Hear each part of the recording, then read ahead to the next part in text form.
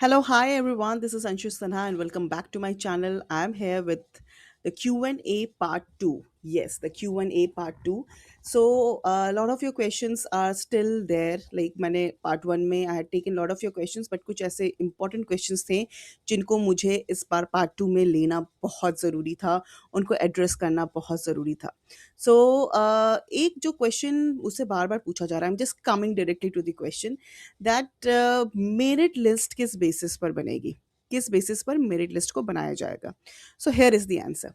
अगर बहुत अच्छे से समझिए, अगर दो कैंडिडेट्स के टोटल मार्क्स सेम हो जाएं तो क्या किया जाएगा. ठीक है, मतलब मैं एग्जैक्टली आपको बता रही हूँ कि ये सबसे ज़्यादा पूछा जाने वाला क्वेश्चन है after your API score and all that. So draft notification इसका एक क्लियर आंसर देती है. अगर दो कैंडिडेट्स के टोटल मार्क्स सेम है, ठीक है, टोटल मार्क्स सेम है तो कमीशन सबसे पहले किसको देखेगी. तो पहले हम समझते हैं कि एकेडमिक क्वालिफिकेशन के जो मार्क्स हैं उसको मतलब एक एक एग्जांपल के थ्रू हम समझते हैं. जैसे कि कैंडिडेट ए के एकेडमिक जो एपीआई मार्क्स जिसको हम कहते हैं वो 80 है और इंटरव्यू में उसने 10 स्कोर किया है. ठीक है, तो उसका टोटल मार्क्स बनता है 90. एग्जाम्पल के तौर पर किसी का अगर 80 है और उसने इंटरव्यू में 10 मार्क्स स्कोर किया है आउट ऑफ 12, तो उसका टोटल स्कोर बनता है 90. अब जो कैंडिडेट बी है उसका एकेडमिक स्कोर जो आ रहा है यानी एपीआई 78 है और उसने इंटरव्यू में फुल मार्क्स यानी 12 स्कोर किया, वहाँ पर बहुत अच्छा प्रेजेंटेशन दिया, तो उनका भी 90 आ रहा है. अब दोनों कैंडिडेट्स के टोटल मार्क्स तो सेम है, तो अब मेरिट लिस्ट में कौन ऊपर जाएगा. लेकिन कैंडिडेट ए के एकेडमिक्स मार्क्स क्या है यहाँ पर ज़्यादा है. ठीक है, इसलिए कैंडिडेट ए का जो मेरिट लिस्ट है वो ऊपर रहेगा. और ध्यान रखिए एक चीज़ को कि एकेडमिक मार्क्स को यहाँ पर सिर्फ प्रेफरेंस किया जा रहा है, यहाँ पे टाई ब्रेकिंग के लिए यूज़ किया जा रहा है. जो एकेडमिक मार्क्स है वो एक टाई ब्रेकर सिचुएशन में यूज़ किया जाएगा. अब एक और क्वेश्चन है, मैम अगर एकेडमिक मार्क्स यानी एपीआई भी सेम हो जाए तो फिर क्या होगा, ये भी एक क्वेश्चन है. तो सपोज कीजिए कि कैंडिडेट ए का एकेडमिक एपीआई 79 है और उनका इंटरव्यू में उन्होंने 11 स्कोर किया है, टोटल 90 है. कैंडिडेट बी का एकेडमिक 79 है और इंटरव्यू 11 है, उनका भी 90 स्कोर है. अब इस सिचुएशन में क्या किया जाएगा, एकेडमिक भी सेम है, इंटरव्यू भी सेम है, नोटिफिकेशन के अनुसार अब एज देखी जाएगी. क्या देखी जाएगी, एज. यानी कि जो कैंडिडेट एज में बड़ा होगा उसको ऊपर रैंक मिलेगा, उसकी रैंकिंग ऊपर होगी. अब सिचुएशन नंबर तीसरे सिचुएशन की बात करते हैं. अगर डेट ऑफ बर्थ भी सेम हो तो ठीक है, ये भी, लेकिन ये सब रेयरेस्ट क्वेश्चन है. लेकिन अगर डेट ऑफ बर्थ भी सेम है, डेट ऑफ बर्थ करने का मतलब है कि एज भी सेम हो गई, तो वहाँ पर उस सिचुएशन में क्या किया जाएगा. तो उस सिचुएशन में ड्राफ्ट के अनुसार, मैं सब कुछ ड्राफ्ट के अनुसार कोट कर रही हूँ यहाँ पर, इसके अकॉर्डिंग क्या किया जाएगा कि टोटल सेम है, एकेडमिक सेम है, इंटरव्यू भी सेम हो गया, डेट ऑफ बर्थ भी सेम है, मतलब एक ही एज ग्रुप के हैं, तो उस केस में कैंडिडेट का नाम जो होगा वो देवनागरी स्क्रिप्ट यानी कि हिंदी अल्फ़ाबेटिकल ऑर्डर के हिसाब से कंपेयर किया जाएगा. तो इंग्लिश अल्फ़ाबेटिकल ऑर्डर पे कंपेयर नहीं किया जाएगा, हिंदी के अल्फ़ाबेटिकल ऑर्डर पे कंपेयर किया जाएगा. ठीक है, और जैसे कि जो हिंदी के अल्फ़ाबेटिकल ऑर्डर के अनुसार जो ऊपर आते हैं उनको यहाँ पर रैंक ऊपर मिलेगा. तो ये कुछ इंपॉर्टेंट क्वेश्चन के आंसर यहाँ पे हैं. आइए आगे बढ़ते हैं, पार्ट 2 की बात करते हैं. ये तो पार्ट 1 हो गई टाई ब्रेकिंग रूल के बारे में. Part 2 is about the terms of appointment. इससे भी संबंधित कई क्वेश्चंस हैं, तो इसको भी मैं समझती हूँ टर्म्स ऑफ अपॉइंटमेंट के बारे में. ये क्लॉज नंबर 9 के तहत आता है, टर्म्स ऑफ अपॉइंटमेंट. इस क्लॉज में नोटिफिकेशन बताती है कि सिलेक्शन के बाद अपॉइंटमेंट का नेचर क्या होगा.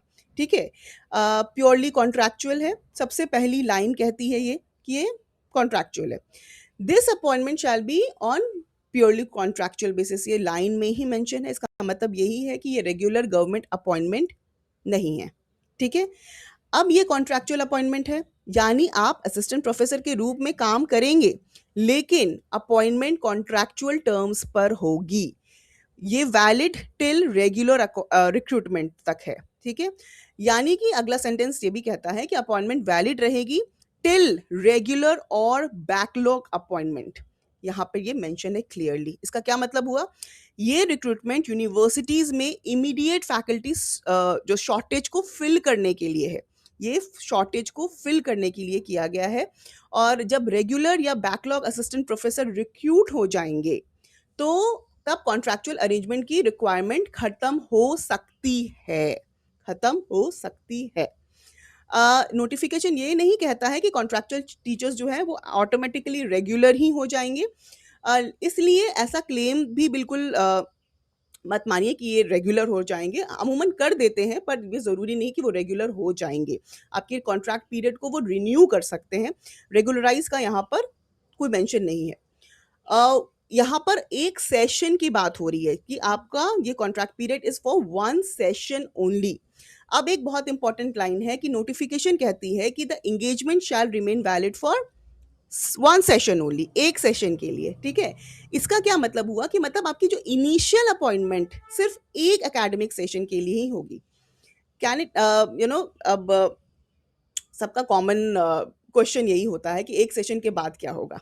ठीक है, तो नोटिफिकेशन कहती है कि फ्रेश इंगेजमेंट हो सकती है, यानी कि आपका रिन्यूअल हो सकता है, लेकिन ऑटोमेटिक नहीं होगी। ऑटोमेटिकली आप अगले सेशन के लिए आपकी रिन्यूअल नहीं होगी। इसके लिए फ्रेश इंगेजमेंट डिपेंड करेगी कि क्या क्या डिपेंड करेगी। आपकी स्क्रीनिंग होगी, ठीक है, आपका रिकमेंडेशन देखा जाएगा, आपकी परफॉर्मेंस असेसमेंट होगी और रिक्वायरमेंट ऑफ द यूनिवर्सिटी। अगर यूनिवर्सिटी को लगेगी कि आपकी रिक्वायरमेंट है, आपको अगले सेशन की रिक्वायरमेंट है, तो उसके हिसाब से ये किया जाएगा। कॉम्पिटेंट अथॉरिटी जो है वो ये सब कुछ डिसाइड करेगी। प्रैक्टिकल एग्जाम्पल से समझते हैं। ठीक है, फिर एक एग्जाम्पल से समझ लीजिए कि मान लीजिए कि इस साल किसी डिपार्टमेंट में 12 कॉन्ट्रैक्चुअल असिस्टेंट प्रोफेसर की अपॉइंटमेंट हुई है। अगले साल रेगुलर रिक्रूटमेंट के बाद 8 रेगुलर असिस्टेंट प्रोफेसर ज्वाइन कर लेते हैं, तो अब डिपार्टमेंट को सिर्फ 4 कॉन्ट्रैक्चुअल टीचर्स की ज़रूरत है। यहाँ यूनिवर्सिटी रिक्वायरमेंट चेंज हो गई, इसलिए कंटिन्यूएशन सबकी ऑटोमेटिकली नहीं होगी। ठीक है, अब इसी वजह से नोटिफिकेशन में इंस्टीट्यूशनल रिक्वायरमेंट का पॉइंट दिया गया है। अगर आप देखेंगे, मैं उसको अटैच भी किया हुआ है। परफॉर्मेंस एक और इम्पॉर्टेंट पॉइंट है कि नोटिफिकेशन परफॉर्मेंस असेसमेंट की बात करती है, परफॉर्मेंस असेसमेंट की बात, लेकिन कहीं भी ये मेंशन नहीं करती है कि परफॉर्मेंस का इवैल्यूएशन किस मेथड से होगा। ये मेंशन कहीं पे भी नहीं है। स्टूडेंट के फीडबैक पर बेस्ड है या रिसर्च पब्लिकेशन पर बेस्ड है या अटेंडेंस पर बेस्ड है या एपीआई पर बेस्ड है, कुछ भी नोटिफिकेशन में स्पेसिफाइड नहीं किया गया है। तो इसीलिए स्टेज पर एग्जैक्ट असेसमेंट क्राइटेरिया के बारे में कोई ऑफिशियल क्लेम नहीं किया जा सकता है। तो यही समझ लीजिए कि नोटिफिकेशन ने खुद एक नोट दिया है कि continuation in service shall not be automatic. मैं फिर रिपीट करूंगी, कंटिन्यूएशन ऑटोमेटिक नहीं होगी। हर नए सेशन के लिए फ्रेश कंसिडरेशन होगी, ये बहुत इंपॉर्टेंट पॉइंट है। और सैलरी, अब सैलरी की भी बात कर लेते हैं कि सैलरी क्या है। तो 3 चीज़ों के बारे में मैंने बात किया, तो अब हम लास्ट पॉइंट आते हैं सैलरी के बारे में। तो नोटिफिकेशन क्या कहती है कि monthly remuneration will be equivalent to minimum monthly gross, यानी कि salary plus basic plus DA only, जो भी रहता है। तो as an entry level regular assistant professor ध्यान दीजिए कि यहाँ स्पेसिफिकली बेसिक प्लस डीए लिखा है। Notification HR, medical, transport allowance, NPS या किसी और भी अलाउंस का जिक्र इस क्लॉज में नहीं करती है। ठीक है, तो इसलिए इस ड्राफ्ट के बेसिस पर मैं सिर्फ इतना कह सकती हूँ कि रेम्यूनरेशन बेसिक पे प्लस डीए के इक्विवेलेंट होगी। और अगर फ्रेंड्स हम दोनों क्लॉजेस को समराइज करें तो जो भी है, तो मेरिट लिस्ट टोटल मार्क्स के बेसिस पर बनेगी। अगर टाई हुआ तो पहले एकेडमिक मार्क्स देखा जाएगा, उसके बाद ओल्डर कैंडिडेट, और सब कुछ सेम हुआ तो हिंदी या देवनागरी अल्फाबेटिकल ऑर्डर फॉलो किया जाएगा। अपॉइंटमेंट के केस में यहाँ प्योरली कॉन्ट्रैक्चुअल इंगेजमेंट है। इनिशियल इंगेजमेंट एक एकेडमिक सेशन के लिए होगी। फ्रेश इंगेजमेंट पॉसिबल है। ये मत समझिए कि आपका ये खत्म हो गया तो आपको निकाल दिया जाएगा, ऐसा मेंशन नहीं है। अगेन ये असेसमेंट इन सारी चीज़ों पर बेस्ड होगी, लेकिन ये ऑटोमेटिक नहीं है। और सैलरी जो है वो एंट्री लेवल की सैलरी है। रेगुलर असिस्टेंट प्रोफेसर की जो बेसिक सैलरी प्लस डीए होती है उसकी इक्विवेलेंट होगी। और ये इस ड्राफ्ट में मेंशन था। मुझे लगा कि ये इंपॉर्टेंट पॉइंटर्स जो हैं वो मैं विदाउट फेल आपको इन्फॉर्म कर दूं। तो ये जो हुआ आपके सारे क्वेश्चन का यहाँ पर जवाब। आपको वीडियो अच्छी लगी हो तो प्लीज़ उसको लाइक कीजिए, शेयर कीजिए और प्लीज़ मैक्सिमम लोगों तक सब्सक्राइब कीजिए। Thank you so much.